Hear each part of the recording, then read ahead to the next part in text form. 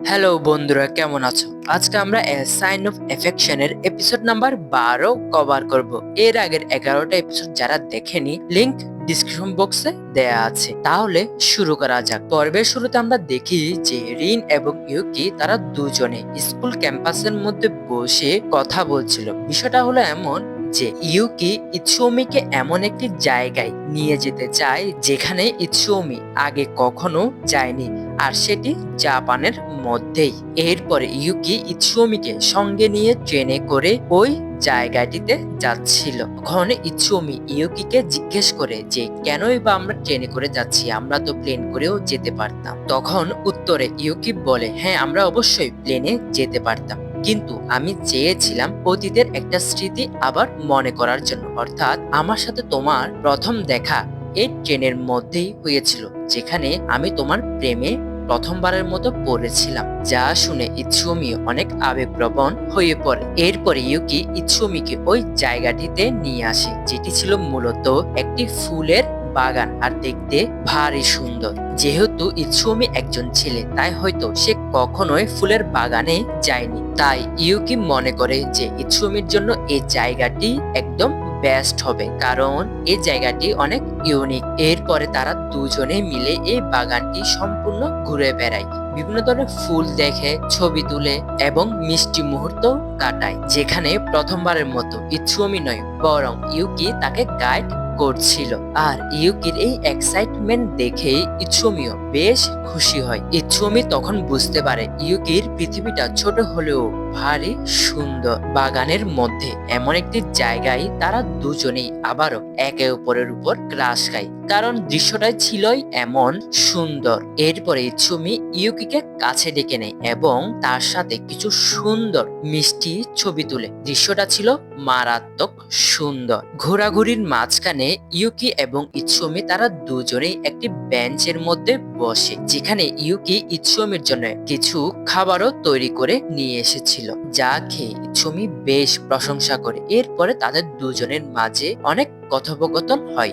এরপরে ইৎসুমি ইউকির হাত নিজের হাতের মুঠোয় নেয়। সে ইউকিকে তার জীবনের সবচেয়ে বড় স্বপ্নের কথা বলে। ইৎসুমি জানায় যে তার স্বপ্ন হলো পুরো পৃথিবী ঘুরে দেখা এবং বিভিন্ন ভাষার মানুষের সাথে মেশা, কিন্তু এখন তার এই স্বপ্নের সংজ্ঞা বদলে গেছে। ইৎসুমি ইউকির চোখের দিকে তাকিয়ে অত্যন্ত গুরুত্বের সাথে বলে যে আমি ভবিষ্যতে যেখানে যাই না কেন, আমার ফেরার জায়গা কেবল একটি, আর সেটা হলো তুমি। আমি সব সময় তোমার কাছেই ফিরে আসব।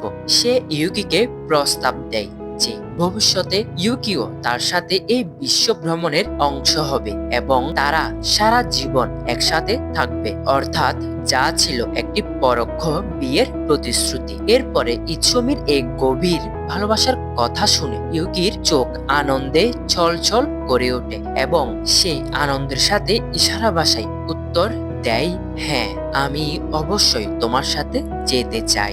এরপরে অন্যদিকে আমাদেরকে ঔশিকে দেখানো হয়, যে কিনা ইউকির ছোটবেলার বন্ধু। ঔশি বুঝতে পারে যে ইউকি এখন একজন প্রাপ্তবয়স্ক মেয়ে এবং সে ইৎসুমির সাথে অনেক বেশি নিরাপদ ও সুখী। অবশেষে সে বুঝতে পারে যে ইউকির জীবনে এখন তার চেয়েও ইৎসুমির জায়গা অনেক বড়। ঔশি তার নিজের একগুঁয়েমি ছেড়ে দেয় এবং ইউকির খুশির জন্য তাদের সম্পর্ককে মেনে নিয়ে মানসিকভাবে ইউকির জীবন থেকে দূরে সরে দাঁড়ায় এবং সে তার লক্ষ্য অর্থাৎ একজন সাইন ল্যাঙ্গুয়েজের টিচার হওয়ার দিকে মনোযোগ দেয়। এরপরে অন্যদিকে আমাদেরকে এমা এবং শিনের সম্পর্কটিকে দেখানো হয়, যেখানে এমা অনেক বছর ধরে ইৎসুমিকে ভালোবাসতো, কিন্তু সে অবশেষে বুঝতে পারে যে ইৎসুমির মনে কেবলই ইউকি রয়েছে।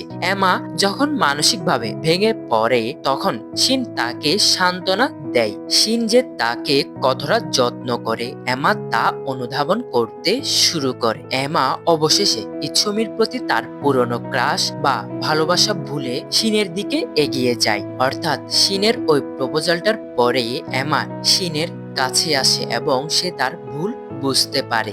অবশেষে শিন এবং এমা তারা দুজনেই একসাথে একে অপরের হাত ধরে তাদের নতুন জীবনের যাত্রা শুরু করে। অন্যদিকে ইউকির বান্ধবী রিনও কিউয়ার সাথে নতুন সম্পর্কে জড়িয়েছে, অর্থাৎ কিউয়া রিনকে প্রপোজ করে একটি আংটি পরিয়ে দেয়, অর্থাৎ রিন অবশেষে তার মনের কথা কিউয়াকে বলতে পেরেছে। আর কিউয়াও বেশ খুশি রিনের এই প্রস্তাবে, কারণ কিউয়া নিজের মুখে না বললেও সে মনে মনে রিনকে পছন্দ করত।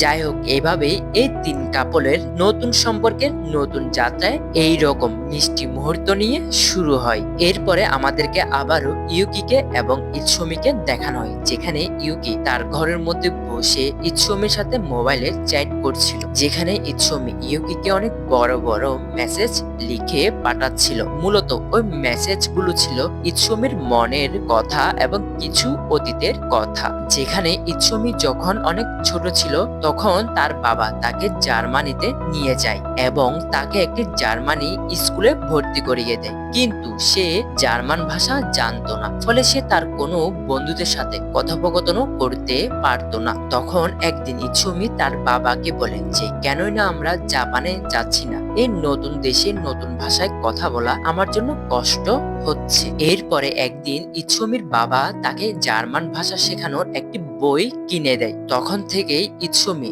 প্রথমবারের মতো জার্মান ভাষা শেখা শুরু করে দেয় এবং একদিন স্কুলের মধ্যে ইৎসুমি গাছের নিচে বসে জার্মান ভাষা শিখছিল। তখনই একটি বল এসে তার গায়ে লাগে। তখন জার্মানি একজন ছেলে এসে তাকে জার্মান ভাষায় বলে যে আমাকে ওই বলটি দাও। তখন ইৎসুমি সাহস করে ওই ছেলেটির সামনে যায় এবং তাকে প্রথমবারের মতো জার্মান ভাষায় অনুরোধ করে যে আমি কি তোমার সাথে খেলতে পারি। আর এভাবে প্রথমবারের মতো ইৎসুমির জীবনে একজন বন্ধুর আবির্ভাব ঘটে। এভাবে ইৎসুমির মনে নতুন দেশে ভ্রমণ করা এবং নতুন দেশের ভাষা শেখার ইচ্ছাটা জেগে ওঠে। আর তার এই ইচ্ছা পূরণের সঙ্গী হিসেবে ইৎসুমি ইউকিকে নিয়ে যেতে চায়। পর্বের শেষের দিকে অবশেষে ইউকির হাতে তার নতুন পাসপোর্ট চলে আসে, আর সেই পাসপোর্টটি সে সবার আগে ইৎসুমিকে দেখাতে নিয়ে যায়। ইউকি ভাবে ইৎসুমি তার জীবনে আসার আগে তার পৃথিবীটা ছিল অত্যন্ত ছোট, শান্ত এবং নীরব, যেহেতু সে কানে শুনতে পায় না। কিন্তু ইৎসুমি তার হাত ধরার পর তার পৃথিবীটা বিশাল হয়ে গেছে, যেখানে এখন অনেক রং এবং ভালোবাসা রয়েছে। আর এই মিষ্টি মুহূর্ত এবং পজিটিভ সাইন নিয়ে এই পর্বটি শেষ হয়। বন্ধুরা, এই অ্যানিমের প্রথম সিরিজটি কেমন লেগেছে অবশ্যই কমেন্ট করে জানাবে। আর যদি ভিডিওটি ভালো লেগে থাকে অবশ্যই একটি লাইক করবে। ততদিন এই চ্যানেলটিকে সাবস্ক্রাইব করে এই চ্যানেলটির সাথে থাকতে হবে। আপাততের জন্য গুড বাই।